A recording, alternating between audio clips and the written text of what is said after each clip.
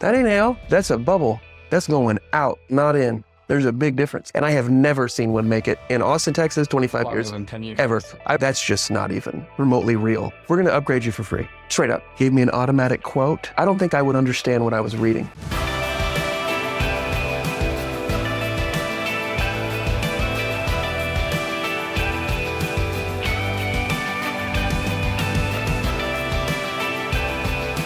When you're going to buy a roof and there's $1,000 difference in the price between you and another guy, make sure that it's apples to apples. Leaks don't come from big things. Roof leaks don't happen from big problems. They happen from little bitty problems, and they turn into big problems. Like the valleys will probably one of the smallest areas in your roof, and it's probably one of the most important ones. Yeah.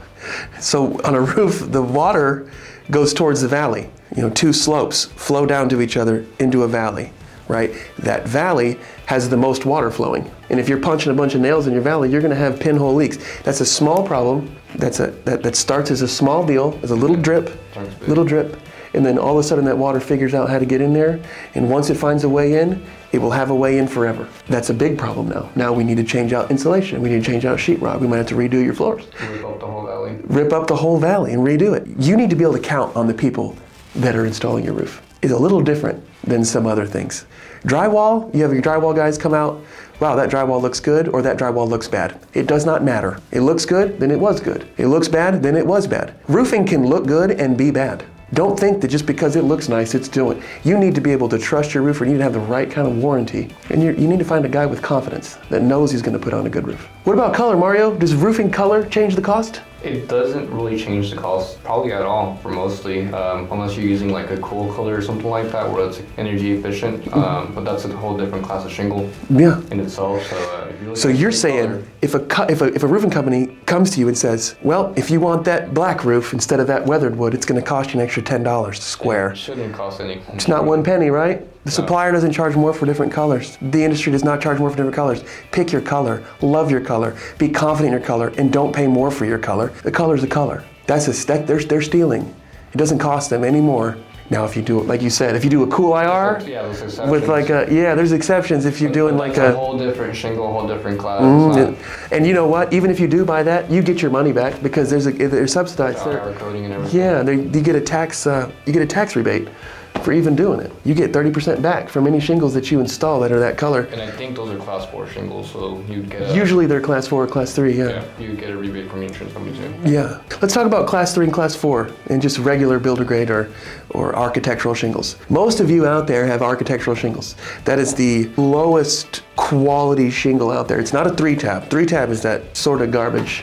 I don't like to be insulting, but it's designed like it should maybe be your ridge at the very best. People used to refer as a 25-year shingle. Yeah, they used to refer, and before, Mario, you were around back then, but they were 15-year shingles before they were 20-year shingles, before they were 25-year shingles, and I have never seen one make it in Austin, Texas, 25 years, Than 10 years. ever. I've never seen it last 25.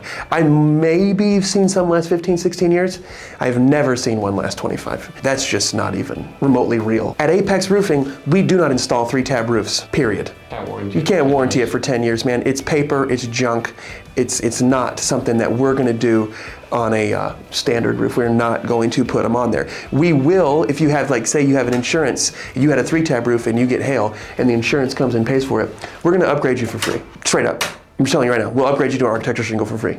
And if you have insurance paperwork and you have an architectural shingle, we are going to upgrade you to a class 3 for free. Class 3 impact resistant shingles, a little bit thicker, a little bit stronger, made with some different stuff, can hold up to the weather a lot better, look a lot prettier. We automatically just upgrade you. If you have a class 3 shingle, what are we gonna do, Mario? Upgrade. We're gonna upgrade you to a class 4 shingle. That's right. No matter what, if your insurance comes in, we are going to upgrade your shingle. We are going to make your roof better. Builder grade roofs do not work. We also fix your ventilation at no extra charge. If somebody's covering your deductible, they're not making any money unless they're cutting corners. Just know that, like, straight up. They will tell you all day long, no, I can do it. I can put a great roof on for $6,000 less than I'm supposed to. They're lying to you. If you're doing 3-tab, I just want to put it in perspective. 3-tab is a lot harder to install. It's a lot more skilled. You need a lot more skill to install 3-tab and not let it leak. And it's a lot cheaper route. If you have a crew where they're not as experienced, or it's the lower bid, most likely they're not using experienced crew for 3-tab, and it's more than likely not going to be installed correctly. They're using their least expensive crew to install the most difficult type of roof. Yeah. Yeah, and that's the only way to do it, because if they were able to save you money, they're not going to use their best crew, because best crew costs the most money. Yeah. Like you don't pay the same for Michael Jordan and a bench player. You spend more on Michael Jordan, right? So like it's the same with us. Like the best crews make the most money. That's just the way it is. That's just it's capitalism, like at its best. You're good at what you do, you get paid more. At least I certainly hope so. I hope that for you at your job. That's how it is for us. That's how we try to keep it here. So Okay. like you basically put your address in there, like an approximate square footage, Mm-hmm. and then you get to pick material, and it's approximate cost of the material. That's only like your base architectural shingle around Yeah. cost. You don't know, because from the satellites they can't tell what type of ventilation you have. They can't tell if you have metal on there, like the different substrates on the roof. Like Yeah. they could have a metal patio in the back and stuff like that, and you're getting the square footage off of that. I would say helpful, sure.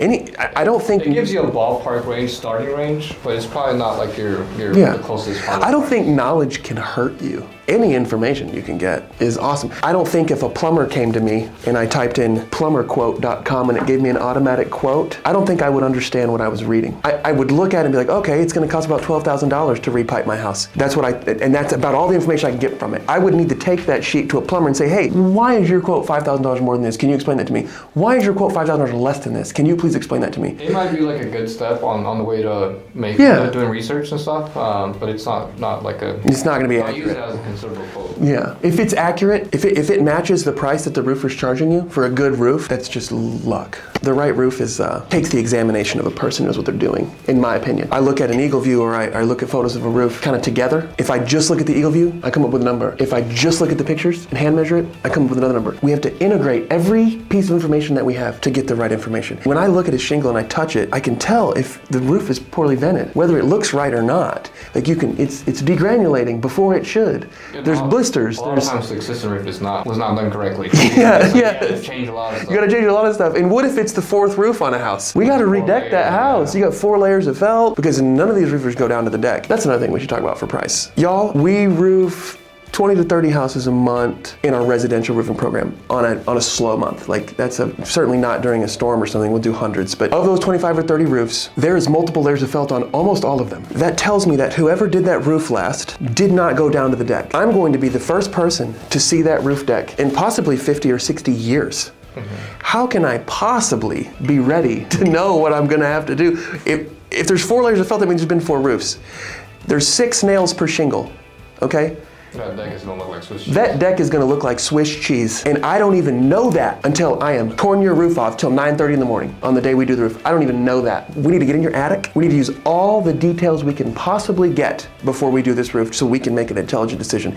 Things pop up, that does happen sometimes. Your roofer, it's not a look at it, here's a piece of paper. That's not how it works. You need someone to care. You need someone to investigate and find out the future problems so that you know about them before they happen. I can tell a customer, hey, I'm looking in your attic and there are a ton of nail holes in here. I'm a little worried that your deck is gonna be real weak when I'm done installing this roof. We may need to allot some extra money for some decking repairs, especially in this area and that area. Or the whole roof needs to be redecked. That's another thing you can check out on the attic for sugaring on the studs. If it's sugaring on the studs, you have way too hot of an attic. What does sugaring on the studs mean, Mario? That means your ventilation is poor, so that means there's no air circulation in there. The sucrose from the inside of the wood is coming out because of the heat. Your rafters are sticky. It's like syrup. Like maple syrup comes from a tree, right? Yeah. This pine, the pine tar is literally coming out of the pores of the wood. Yeah. And so it's so hot that you are oiling your roof. So you're like, it gets... Just think about the asphalt shingle turning into liquid. Yeah, and asphalt melts at a certain temperature, right? So like you're talking about the shingle being way too hot. It's trying to expand, it can't. That's where you get Granules blisters. everywhere, and you get blisters. Looks like hail.